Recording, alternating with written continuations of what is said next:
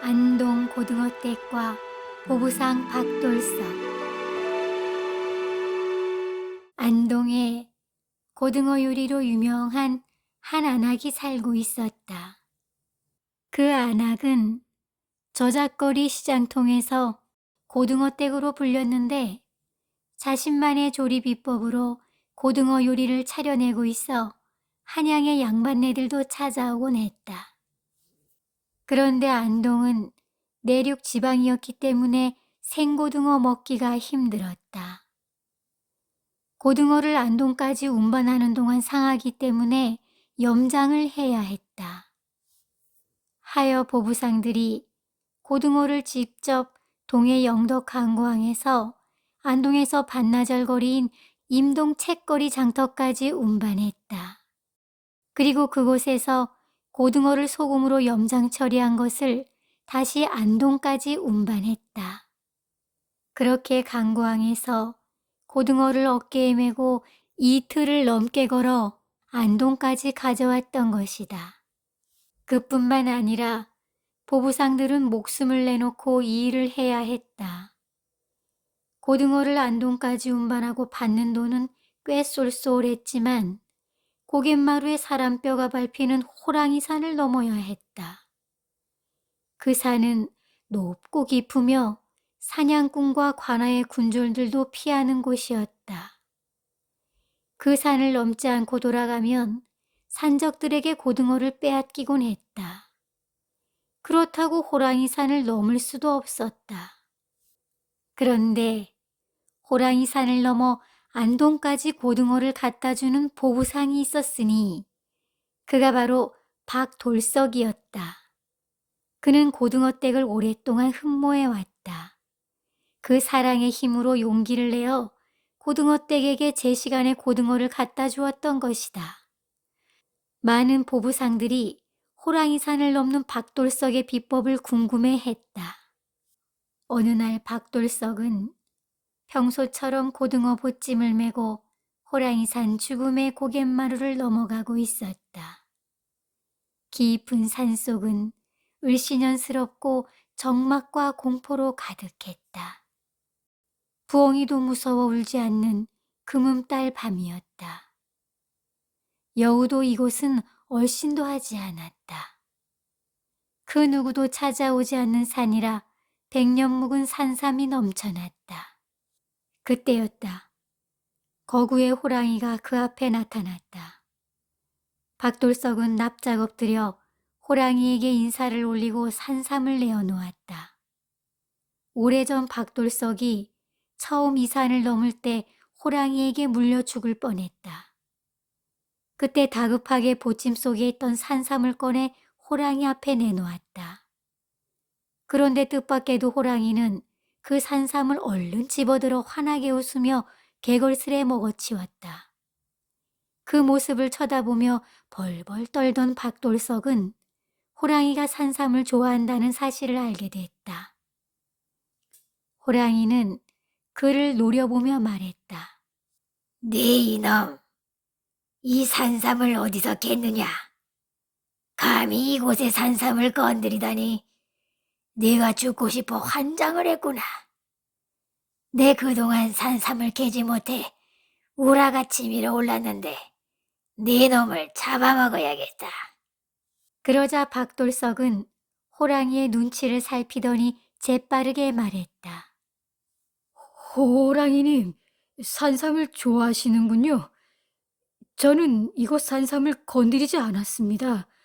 우연히 한 뿌리 발견해 캤을 뿐이옵니다. 제발 살려주십시오. 그런데 어째서 그동안 산삼을 캐지 못하셨는지요? 호랑이는 그의 머리를 한 입에 먹으려 다가오다가 잠시 멈추고 말했다. 산삼을 캐다 그만 엄나무 가시에 코가 찔려 냄새를 맡지 못하게 됐다. 그 이후 산삼 냄새를 맡지 못해 산삼을 찾지 못하고 있었다. 박돌석은 살기 위해 묘책을 생각해냈다. 호랑이님, 그러면 제가 산삼을 캐어 이곳을 지날 때마다 바치겠습니다. 그러니 살려주십시오. 그렇게 해서 목숨을 구한 박돌석은 그 이후에도 호랑이 산을 오를 때마다 산삼을 먼저 캐어 죽음의 고갯마루를 넘었다. 그 사실을 아무도 몰랐다. 호랑이는 오래된 산삼을 먹으면 영생한다고 생각해 사람들의 접근을 막고 산삼을 캐어 먹었던 것이다. 고등어댁은 박돌석이 갖다 준 고등어로 다양한 요리를 했다. 시장을 오가는 사람들은 고등어댁 식당에 들러 점심 식사를 했다. 양반네들도 하얀 쌀밥에 고등어 살점을 얹어 먹으며 그 맛에 취했다. 안동을 찾은 점괘도사도 소문난 고등어댁을 찾아갔다. 듣던 대로 고등어 요리가 맛이 좋았다. 그곳에서 박돌석과 고등어댁이 함께 식사하는 모습을 보았다.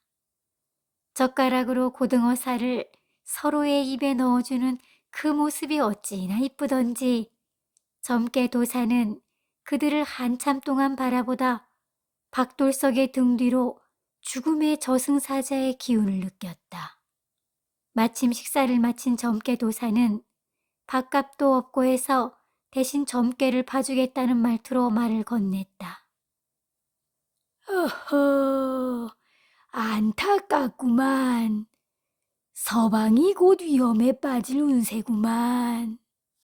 그러자 숟가락을 내려놓으며 고등어댁이 놀란 눈빛으로 점괘도사를 쳐다보며 다가왔다.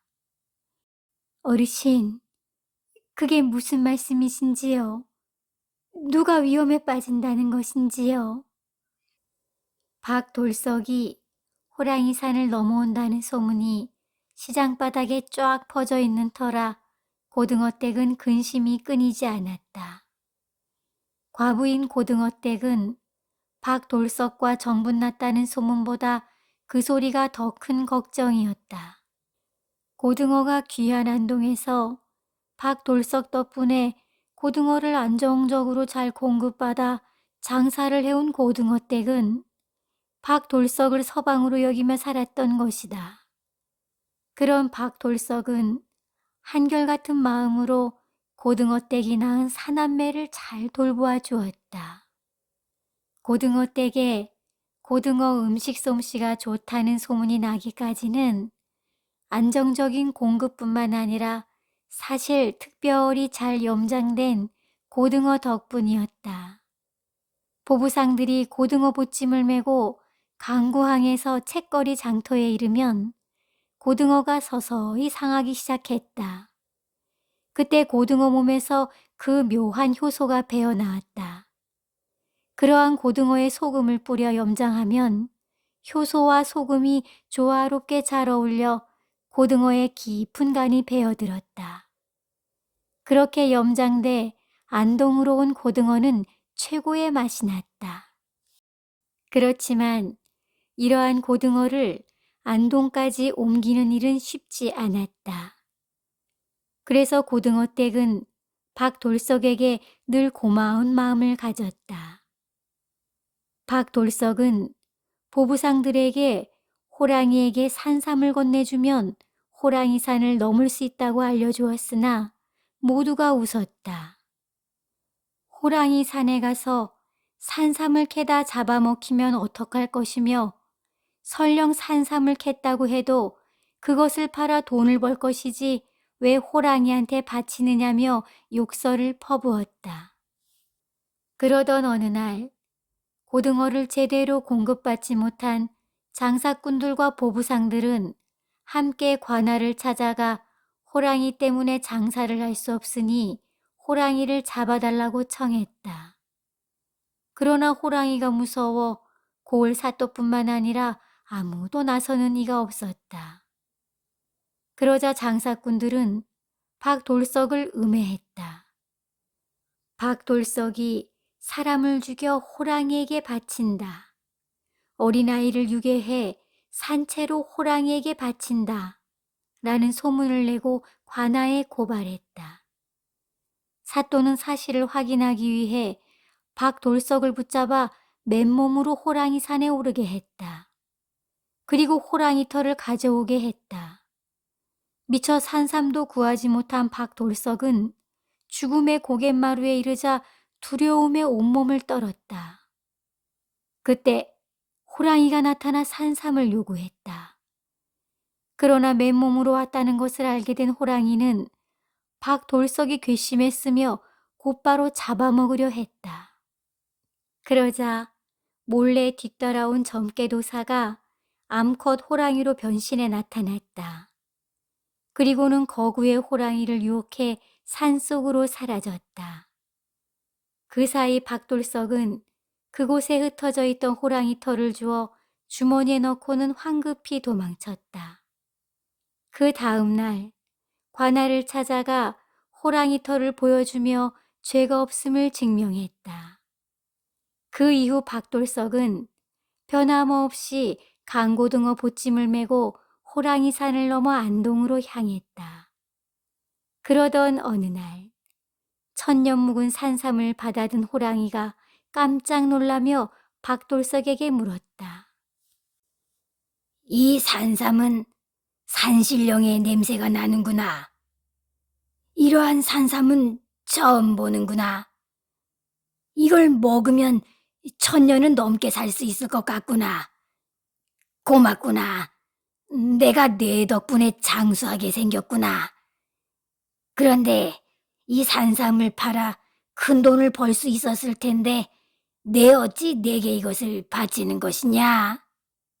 박돌석은 고개를 숙이고 말했다. 저에게는 사랑하는 사람이 있습니다. 그 여인에게 직접 고등어를 갖다 주는 일이 그 무엇보다 중요하고 소중합니다. 그 여인은 돈보다 귀한 사람입니다. 그 여인을 생각하면 무거운 보찜을 메고 위험한 산을 오르더라도 행복합니다. 좋은 집에 살며 기름진 음식을 아무리 많이 먹어도 사랑에 굶주린다면 불행할 것이라 생각했습니다. 그러자 호랑이는 눈물을 흘리며 고개를 끄덕였다. 사실 호랑이에게는 친구도 없고 여인도 없었다. 거구의 맹수인 호랑이를 산속 모든 동물들은 두려워했다. 그래서 먹을 것이 풍족한 이곳을 아무도 찾지 않았다. 심지어 암컷 호랑이조차도 접근을 피했다.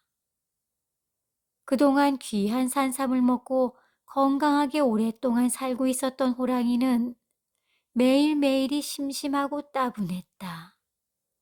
장수한 후 호랑이에게 사랑하는 암컷 호랑이가 한 마리도 없는 하루와 별일 없이 이어지는 똑같은 하루는 또 다른 고통이었다. 점괘도사는 호랑이의 그 측은한 모습을 보고 암컷 호랑이를 데려와 함께 살게 했다. 그리고 이곳을 지나는 사람들을 죽이지 말 것을 당부했다. 호랑이는 듣거라. 이제 내 짝도 만들어 주었으니 이 산을 오르는 보부상과 신만이들을 죽이지 말거라. 알아들었느냐? 내 짝과 잘 지내도록 하거라. 그러자 호랑이는 눈물을 흘리며 말했다. 점괘도사님, 잘 알겠습니다. 앞으로는 그런 일이 없을 것이옵니다. 점괘도사는 박돌석과 고등어댁에게 이런 사실들을 알리고 죽음의 고갯마루에 흩어져 있는 사람들의 유골을 수습해 잘 묻어주고 묘를 세우라 말했다. 그 이후 박돌석과 고등어댁은 호랑이에게 죽은 사람들의 원혼을 달래주는 제를 올리고 죽음의 고갯마루에 점괘도사의 모습을 새긴 돌탑 성황당을 세웠다. 이곳을 지나는 보부상들은 박돌석과 고등어댁에게 고마운 마음을 표하고 점괘도사 선왕신께 절을 올리고 간 고등어를 안전하게 안동까지 운반했다. 그리고 호랑이들은 그 점괘도사의 모습을 한 돌탑을 보면 멀리 길을 돌아갔다. 그리하여 안동의 간 고등어가 널리 세상에 알려지고 유명해졌다.